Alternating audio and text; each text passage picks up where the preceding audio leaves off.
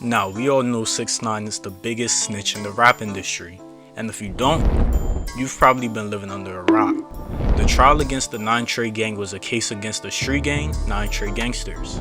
The Nine Trey Gangsters charges included things such as racketeering, conspiracy to commit murder, and a whole lot more.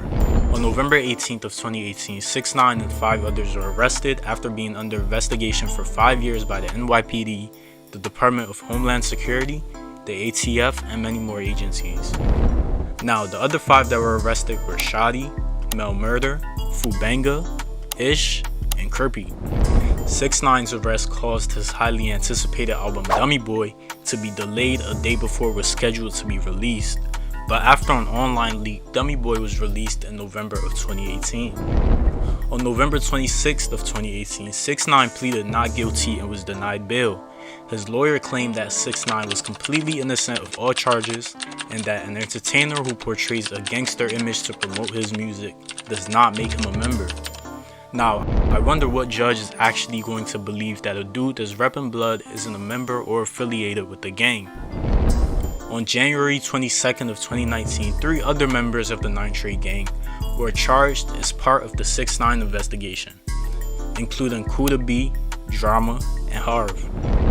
Kuda B was charged for attempting to shoot rapper Chief Keef in June of 2018. 6ix9ine did admit that he offered $20,000 to Kuda B to attempt to kill Chief Keef. Kuda B ended up carrying out the attack but failed. He later then met with 6ix9ine and settled for a payment of $10,000. The following month, Drama also attempted to kill Chief Keef, but this time, a bystander was injured during the gunfire. He was then also charged with kidnapping and assaulting 6ix9ine in July of 2018 after he claimed 6ix9ine disrespected the Nine Trey. When 6ix9ine first got arrested, he was denied bond and he pleaded not guilty. But on February 1st of 2019, 6ix9ine changed his plea to guilty after he agreed to work with the feds. Now, this guilty plea would mean that 6ix9ine had to admit that he's guilty to all the crimes he was being accused of, had to testify against other gang members, and leave the street life alone in exchange for a reduced prison sentence. On March 28th of 2019, Shotty became the second person to enter a guilty plea. Shotty made it known that 6ix9ine broke every code, but he forgave him after all that. He then ends it off by saying Trey will still stand strong.